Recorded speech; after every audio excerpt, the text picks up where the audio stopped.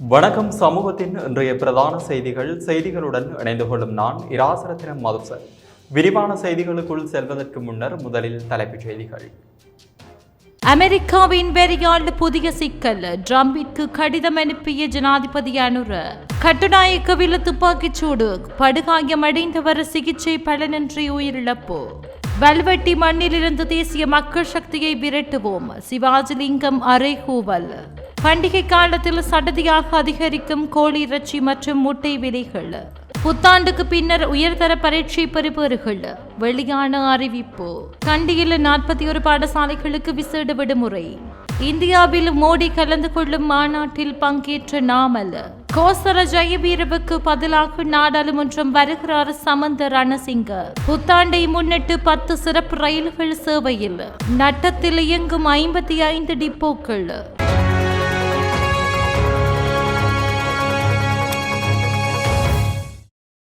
அமெரிக்காவின் புதிய தீர்வை வரியினால் ஏற்பட்டுள்ள தாக்கம் மற்றும் ஏனைய விளக்கங்கள் அடங்கிய கடிதம் ஒன்றை ஜனாதிபதி அனுரகுமார திசாநாயக்க அமெரிக்க ஜனாதிபதி டொனால்ட் ட்ரம்பிற்கு அனுப்பி வைத்துள்ளார்.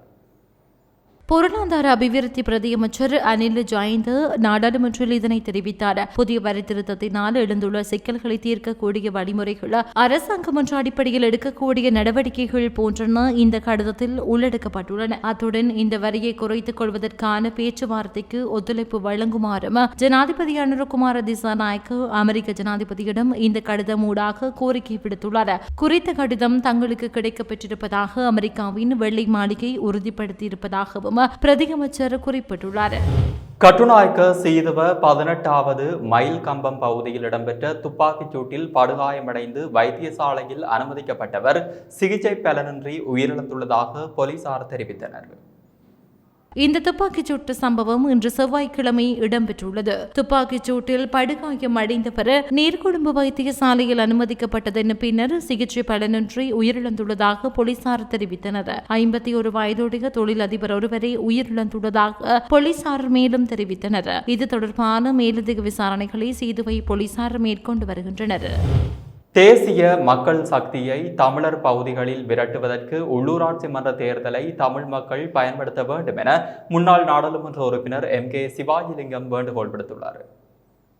யாழ் நல்லூர் இளங்கலைஞர் மண்டபத்தில் நேற்றைய தினம் இடம்பெற்ற தமிழ் தேசிய மக்கள் முன்னணியின் உள்ளூராட்சி சபைகளின் வேட்பாளர் அறிமுக நிகழ்வில் கலந்து கொண்டு உரையாற்றும் போதே அவர் இவ்வாறு தெரிவித்தார். இது தொடர்பில் அவர் மேலும் தெரிவிக்கையில், தமிழ் மக்களுக்கு எதிராக இனக்கலவரங்களை முன்னின்று நடாத்திய JVP கும்பல பெயரை மாற்றி தேசிய மக்கள் சக்தியாக கடந்த ஜனாதிபதி தேர்தலில் தமிழர் பகுதிகளில் அதிக வாக்குறுதிகளை அள்ளி வீசி வாக்குகளை பெற்றது. வடக்கு கிழக்கை பிரித்தார்கள். சுனாமி அழிவின் போது தமிழ் மக்களுக்கு கிடைக்க வேண்டிய உதவிகளை கிடைக்க விடாமல் போராட்டங்களை நடத்தி தடுத்தவர்களும் இந்த JVP அணியினர் தான். அது மட்டுமல்லாது சந்திரிகா அம்மையார் ஜனாதிபதியாக இருந்த போதும் மஹிந்த ராஜபக்ச ஜனாதிபதியாக இருந்த போதும் தமிழ் மக்களுக்கு எதிராக தொடுக்கப்பட்ட ஆயுத போருக்கு சிங்கள மக்களை வீடு வீடாக சென்று ஆள் சேர்த்து கொடுத்தவர்களும் இவர்கள்தான். தற்போது உள்ளூராட்சி மன்ற தேர்தல் இடம்பெறவுள்ள நிலையில் உள்ளூராட்சி மன்றங்களை கைப்பற்றினால் தமிழ் மக்களுக்கு அரசியல் தீர்வு என்ற பேச்சுக்கே இடமில்லாமல் ஆக்கும் முயற்சியில் ஈடுபட்டுக் கொண்டிருக்கிறார்கள். தமிழ் மக்களின் வீரம் செறிந்த வரலாற்று இடமான வல்வெட்டித்துறையை கைப்பற்ற வேண்டும் என கங்கணம் கட்டிக்கொண்டிருக்கும் JVP என்கின்ற தேசிய மக்கள் சக்தியை வல்வெட்டி மண்ணிலிருந்து விரட்டி அடிப்பதோடு மட்டுமல்லாது தமிழர் பகுதிகளில் இருந்து விரட்டி அடிக்க வேண்டும் என அவர் மேலும் தெரிவித்தார். கோழி இறைச்சி மற்றும் முட்டைகளின் விலைகள் படிப்படியாக அதிகரித்து வருவதாக தெரிவிக்கப்படுகிறது. பண்டிகை காலத்தில் அதிகமான தேவை இருப்பதாலே இவ்வாறு அதிகரிக்கப்பட்டுள்ளதாக தெரிவிக்கப்படுகிறது. அதன்படி தற்போது ஒரு முட்டை 39 முதல் 41 ரூபாய் வரை விற்கப்படுகிறது. அதேபோல 1 கிலோ கோழிறைச்சி 1100 முதல் 1200 ரூபாய் வரை விற்பனை செய்யப்படுகிறது. இதற்கிடையில் நாளை மறுநாள் முதல் மீன் விலையும் அதிகரிக்கும் என தெரிவிக்கப்படுகிறது. 2024 கல்வி பொதுத்தராதர உயர்தர பரீட்சை பெறுபவர்கள் புத்தாண்டுக்கு பின்னர் வெளியிடப்படும் என இலங்கை பரீட்சைகள் ஆணையாளர் நாயகம் அமித் ஜெயசுந்தர தெரிவித்துள்ளார். பரீட்சை பெறுபவர்கள் குறித்து ஊடகங்கள் வினவிய போது அவர் இந்த கருத்தை தெரிவித்தார். மொத்தம் 3,33,183 மாணவர்கள் பரீட்சை எழுதினர். அவர்களில் 2,53,390 பேர் பாடசாலை மாணவர்கள், 79,793 பேர் தனியார் பரீட்சார்த்திகள். இந்த பரீட்சை 2024 ஆண்டு நவம்பர் மாதம் 25 முதல் டிசம்பர் மாதம் 31 வரை நாடு முழுவதும் 2,312 பரீட்சை நிலையங்களில் நடைபெற்றது. உயர்தர பரீட்சையின் 66 பாடங்களுக்கான செயல்முறை பரீட்சையானது கடந்த பிப்ரவரி மாதம் 8 தொடக்கம் 10 வரை நடைபெற்றன. ஸ்ரீ தலதா மாளிகையில் நடைபெறும் புனித தந்த சின்னத்தின் சிறப்பு கண்காட்சியை முன்னிட்டு தேர்ந்தெடுக்கப்பட்ட பாடசாலைகள் 4 நாட்களுக்கு பாதுகாப்பு படையினருக்கான தங்குமிடங்களாக பயன்படுத்தப்படும் என கண்டி வலய கல்வி அலுவலகம் அறிவித்துள்ளது. எதிர்வரும் 21 முதல் 25 வரை தேர்ந்தெடுக்கப்பட்ட பாடசாலைகள் பாதுகாப்பு படையினருக்கான தங்குமிடங்களாக பயன்படுத்தப்படும் என கண்டிவலய கல்வி பணிப்பாளர் DCI அந்தரகே இந்த அறிவிப்பை வெளியிட்டுள்ளார். அதன்படி கண்டி கல்வி வலயத்தில் உள்ள 41 பாடசாலைகள் இதற்காக பயன்படுத்தப்படும். தேர்ந்தெடுக்கப்பட்ட அனைத்து பாடசாலைகளுக்கும் 4 நாள் விடுமுறை வழங்கப்படும். மேலும் நிகழ்வின் போது சாலை போக்குவரத்தை குறைக்க இந்த முடிவு எடுக்கப்பட்டுள்ளது. தவறுவிட்ட பாடசாலை நாட்கள் ஈடு செய்ய ஏப்ரல் 28 முதல் 5 வாரங்களுக்குள் ஒரு நாளைக்கு கூடுதலாக 1 மணி நேரம் வகுப்புகளை நடத்தும் கல்வி நடவடிக்கைகள் தொடர்வதை உறுதி செய்வதற்கு எடுக்கப்பட்ட நடவடிக்கைகள் குறித்து மாகாண வலய கல்வி இயக்குநருக்கு தெரிவிக்குமாறு அதிபர்களுக்கு அறிவுறுத்தப்பட்டுள்ளது. பெறுமதிசேர் வரி சட்டமூலத்தின் அரசியலமைப்பு சட்டத்தை எதிர்த்து தாக்கல் செய்யப்பட்ட மனுக்கள் மீதான விசாரணையை தொடரப்போவதில்லை என்று இலங்கை உயர் நீதிமன்றம் உத்தரவிட்டுள்ளது.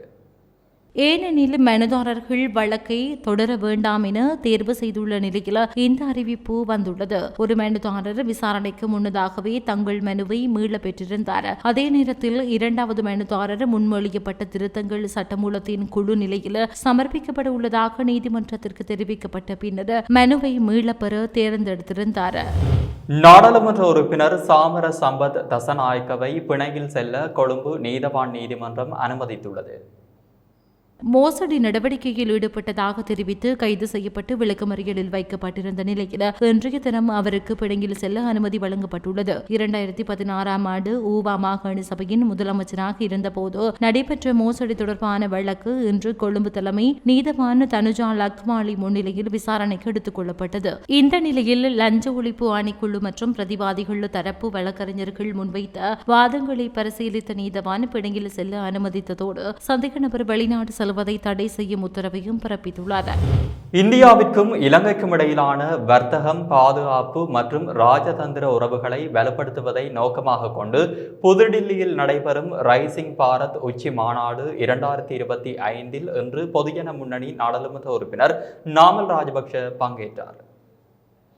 செல்வாக்குமிக்க தலைவர்கள் மற்றும் சிந்தனையாளர்களை ஒன்றிணைக்கும் இந்த உச்சி மாநாடு முக்கிய பிராந்திய பிரச்சினைகள் மற்றும் எதிர்கால ஒத்துழைப்புகளில் கவனம் செலுத்துகிறது. உரையாடல், ஒத்துழைப்பு மற்றும் பகிரப்பட்ட முன்னேற்றம் மூலம் இந்திய இலங்கை உறவுகளை வலுப்படுத்துதல் என்ற தலைப்பில் ஒரு குழு விவாதத்தின் போது நாமல் ராஜபக்ச உரை நிகழ்த்தினார். பிராந்தியத்தில் பரஸ்பர வளர்ச்சி மற்றும் ஸ்திரத்தன்மைக்காக இந்தியாவுக்கும் இலங்கைக்கும் இடையில் ஆழமான ஒத்துழைப்பை வளர்ப்பதன் முக்கியத்துவத்தை அவரது கருத்துக்கள் எடுத்துரைத்தன. இந்திய பிரதமர் நரேந்திர மோடியும் இன்று பிற்பகல் உச்சி மாநாட்டில் கலந்து கொள்வார் என எதிர்பார்க்கப்படுகிறது. இது இரு நாடுகளுக்கும் இடையிலான இருதரப்பு உறவுகளின் முக்கியத்துவத்தை மேலும் அடிக்கோடிட்டு காட்டுகிறது. கேகாலை மாவட்டத்தில் பொதுத் தேர்தலில் போட்டியிட்ட தேசிய மக்கள் சக்தியின் வேட்பாளர் சமந்த ரணசிங்க மறைந்த நாடாளுமன்ற உறுப்பினர் கோசல நுவான் ஜெயவீரவுக்கு பதிலாக நாடாளுமன்றக்கு தெரிவாக உள்ளார். பொது தேர்தலில் 40,000க்கும் மேற்பட்ட விருப்பு வாக்குகளை பெற்ற சமந்த ரணசிங்க தேர்தல்கள் ஆணைக்குழுவால் அவரது பெயர் வர்த்தமானியில் வெளியிடப்பட்ட பின்னர் பதவியேற்பார். கோசல ஜெயவீர கடந்த ஞாயிற்றுக்கிழமை மாரடைப்பு காரணமாக காலமானதை அடுத்து நாடாளுமன்றத்தில் வெற்றிடம் ஏற்பட்டுள்ளமையை நாடாளுமன்றம் தேர்தல் ஆணைக்குழுவுக்கு அதிகாரப்பூர்வமாக அறிவித்தது.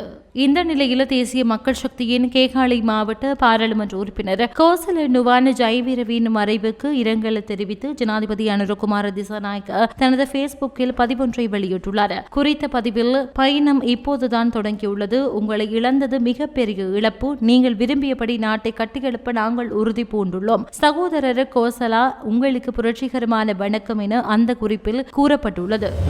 தமிழ் சிங்கள புத்தாண்டை முன்னிட்டு கொழும்பிலிருந்து வெளியூர்களுக்கு செல்வோரின் வசதிக்காக மொத்தம் 10 விசேட ரயில்கள் இயக்கப்படும் என்று இலங்கை ரயில்வே திணைக்களம் தெரிவித்துள்ளது. அதன்படி கொழும்பிலிருந்து பதுளை, காளி, பெலியத்து, அனுராதபுரம் மற்றும் காங்கேசந்துறை ஆகிய இடங்களுக்கு சிறப்பு ரயில்கள் இயக்கப்படும். பொதுமக்கள் ரயில்வே திணைக்களத்தின் வலைதளம் வழியாக ஆசனங்களை முன்பதிவு செய்ய முடியும். புத்தாண்டு இரவு சிறப்பு என அழைக்கப்படும் இந்த ரயில் கொழும்பு கோட்டை மற்றும் பதுளை நிலையங்களுக்கு இடையே 4 நாட்கள் இயங்கும். இலங்கை போக்குவரத்து சபையின் மொத்தம் 55 டிப்போக்கள் தற்போது நஷ்டத்தில் இயங்கி வருவதாக போக்குவரத்து, நெடுஞ்சாலைகள், துறைமுகங்கள் மற்றும் சிவில் விமான போக்குவரத்து அமைச்சர் பிமல் ரத்நாயக்க தெரிவித்துள்ளார்.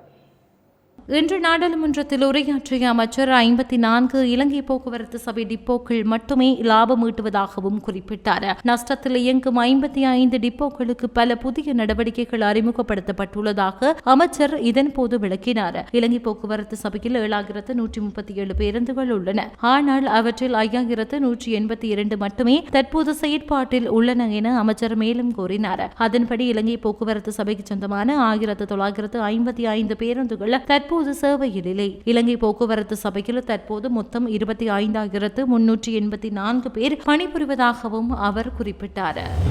இத்துடன் சமூகத்தின் பிரதான செய்திகள் நிறைவு பெற்றன. தொடர்ந்தும் சமூகத்துடன் இணைந்திருங்கள். நன்றி, வணக்கம்.